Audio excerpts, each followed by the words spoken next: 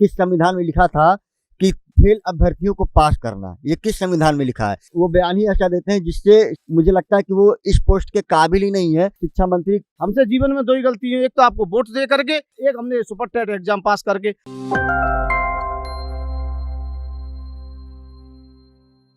69,000 सहायक शिक्षक भर्ती में 22,000 सीटों को जोड़ने की मांग पिछले 100 दिनों से चल रही है और आज इस प्रदर्शन का 1वां दिन है।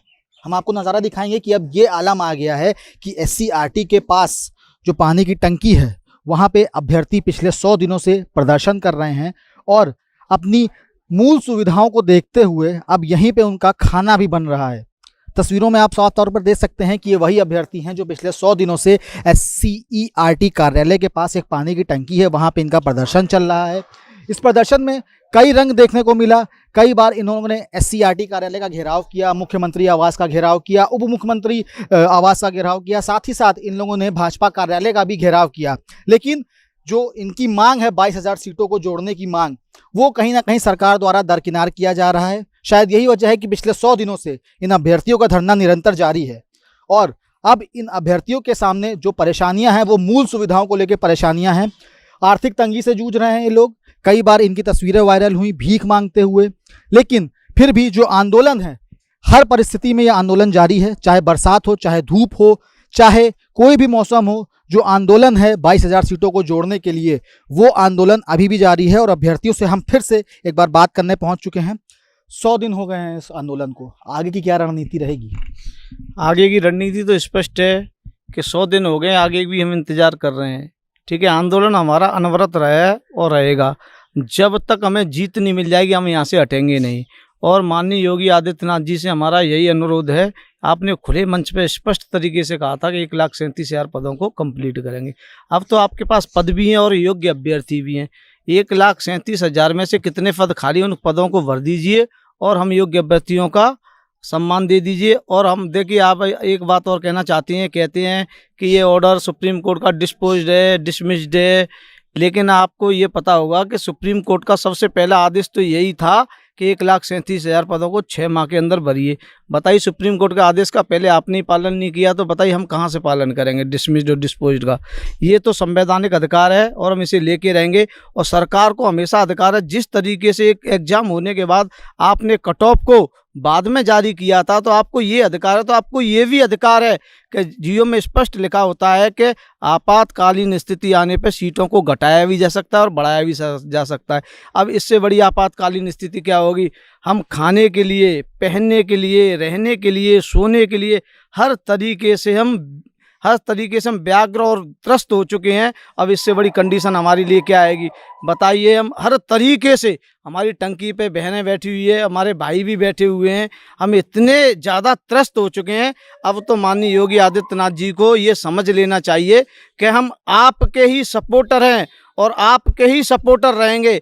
अगर आप हमारे 1,37,000 पदों को सुनिश्चित तरीके से भर देते हो, हम योग्य अभ्यर्थियों को स्कूल में पहुंचने का मौका देते हो, तो हम आपसे वादा करते हैं, आप भी एक क्षत्रिय परिवार से, हम भी एक क्षत्रिय परिवार से हैं, हम आपसे ये वादा करते हैं कि 75 डिस्ट्रिक्टों में जाकर के आपका आह्वान करेंगे और फिर से आपको सत्ता में लाएंगे।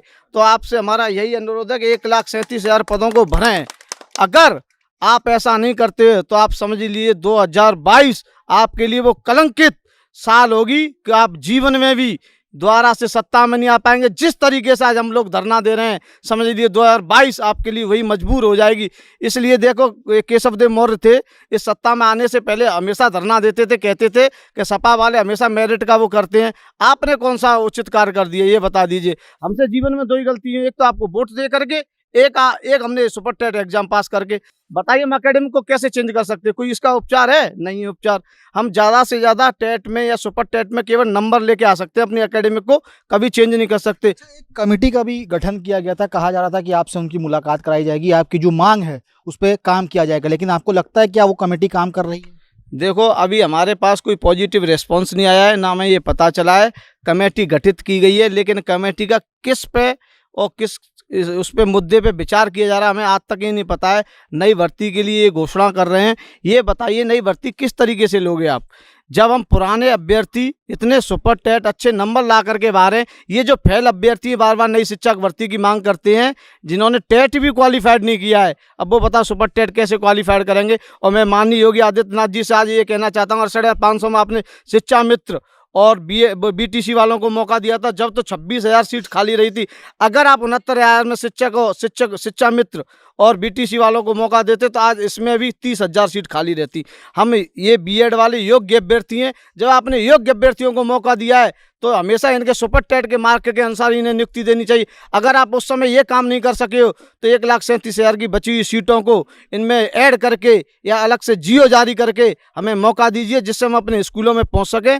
और माननीय योगी आदित्यनाथ जी, आपसे यही अनुरोध है कि बेसिक शिक्षा मंत्री जी की बातों में ना आए, अन्य अधिकारियों की बातों में ना आए। अधिकारी बार बार ये कहते हैं ऐसा नहीं होगा, वैसा नहीं होगा, क्यों नहीं होगा ये बताइए। जब 72,825 की बची हुई सीटों को 6170 सीटों को आप 68,500 में ऐड कर सकते हो हलफनामा दे करके, तो इनको क्यों नहीं कर सकते हो। ये तो एक ही बार बार इन अभ्यर्थियों को कहना है कि जो मुख्यमंत्री योगी आदित्यनाथ हैं वो बेसिक शिक्षा मंत्री की बातों में ना आए, अधिकारियों की बातों में ना आए, वो अपने विवेक से काम लें और इनको मौका दें स्कूलों में जाके पढ़ाने का। और भी अभ्यर्थी हम इनसे बात करेंगे।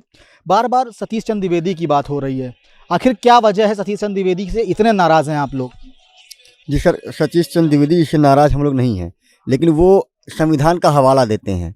संविधान का हवाला देते हैं तो उनसे हम बस यही पूछना चाहते हैं, किस संविधान के तहत उन्होंने 3 नंबर कॉमन बांट दिया? किस संविधान में लिखा था कि फेल अभ्यर्थियों को पास करना? ये किस संविधान में लिखा है? किस संविधान में लिखा था कि संशोधन जो कि कोर्ट ने भी अमान्य कर दिया, किस संविधान में ये पढ़कर संशोधन का मौका दे दिया? इसीलिए शिक्षा मंत्री से हमारी बहस होती रहती है, इसीलिए शिक्षा मंत्री के बयान पे हम लोग ज़्यादा उग्र नहीं होते, क्योंकि वो बयान ही ऐसा देते हैं, ठीक है सर, वो बयान ही ऐसा देते हैं जिससे शिक्षा मंत्री, मुझे लगता है कि वो इस पोस्ट के काबिल ही नहीं है। कहते हैं हमको 22,000 के बारे में पता नहीं है। लखनऊ का बच्चा उत्तर प्रदेश के 75 डिस्ट्रिक्ट में सभी अधिकारी से लेकर सभी वर्ग के बच्चों, सभी वर्ग के अभ्यर्थियों, सभी पब्लिक को भी पता है कि 22,000 का मुद्दा चल रहा है और अभ्यर्थी टंकी पर बैठकर प्रदर्शन कर रहा है। और शिक्षा मंत्री जी पता नहीं कहाँ सोए रहते हैं, कहते हैं हमको पता ही नहीं 22,000 का मुद्दा क्या है। तो मैं सीधे योगी जी से यही कहना चाहता हूँ। का साफ तौर पर ये कहना है कि जो शिक्षा मंत्री हैं उनका ये कहना है कि उनको 22,000 के बारे में पता नहीं, लेकिन अभ्यर्थी को कहना है कि जनता पूर्ण रूप से जानती है कि 22,000 का मुद्दा चल रहा है, अभ्यर्थी टंकी पे बैठे हुए हैं। लेकिन जो अधिकारी हैं और जो शिक्षा मंत्री हैं वो मुख्यमंत्री तक पूरी बात नहीं पहुंचा रहे हैं। बहरहाल जो भी वजह हो, लेकिन 100 दिन हो गए हैं इस आंदोलन को, और अब इस आंदोलन का जो एक रूप हम आपको दिखाएंगे कि अब इन अभ्यर्थियों ने यहाँ परमानेंट रूप से डेरा डाल लिया है। कहना है इनका कि जब तक इन्हें नियुक्ति नहीं मिलेगी तब तक ये यहाँ से नहीं जाएंगे, और नियुक्ति के बाद ही ये यहाँ से जाएंगे, चाहे धूप हो चाहे बरसात हो, ये लोग यहाँ से हिलने वाले नहीं हैं। साफ तौर पर इनका कहना है कि ये भारतीय जनता पार्टी के वोटर हैं और इनसे यही गलती हुई थी कि इन्होंने 2017 में एक पहली वोट दिया था और उसके बाद इन्होंने एक एग्जाम पास कर लिया था, जिसका खामियाजा इनको पिछले 100 दिनों से भुगतना पड़ रहा है। 100 दिनों से ये आंदोलन चल रहा है और ये अभ्यर्थी निरंतर यहाँ पर डटे हुए हैं। इनका साफ तौर पर यह कहना है कि जब तक इनको नियुक्ति नहीं मिलेगी तब तक ये यहाँ से नहीं जाएंगे, क्योंकि इन्होंने अपनी योग्यता साबित की है और योग्यता साबित करने के बाद भी ये दर दर भटक रहे हैं, रोजगार के लिए भटक रहे हैं। और इनका ये कहना है रोजगार हमारा संवैधानिक अधिकार है, जब हमने अपना एग्जाम पास कर लिया है, हम सारे मानकों के साथ हैं, लेकिन फिर भी नियुक्ति नहीं दी जा रही है, तो कहीं ना कहीं एक सवालिया निशान खड़ा होता है सरकार की कार्यप्रणाली पर। लेकिन अभ्यर्थियों का यह भी कहना है कि अगर 2022 से पहले इनको नियुक्ति मिल जाती है तो 2022 में भारतीय जनता पार्टी का सपोर्ट करेंगे और एक बार फिर से मुख्यमंत्री योगी आदित्यनाथ को उत्तर प्रदेश की कमान सौंपेंगे। लेकिन अगर इनकी मांगें नहीं मानी गई तो कहीं ना कहीं जो मुख्यमंत्री योगी आदित्यनाथ हैं उनको आने वाले चुनाव में एक भारी जो विरोध है उसका सामना करना पड़ सकता है। वीडियो जर्नलिस्ट बाबूलाल के साथ अभिषेक पांडे, डेली इंसाइडर, लखनऊ।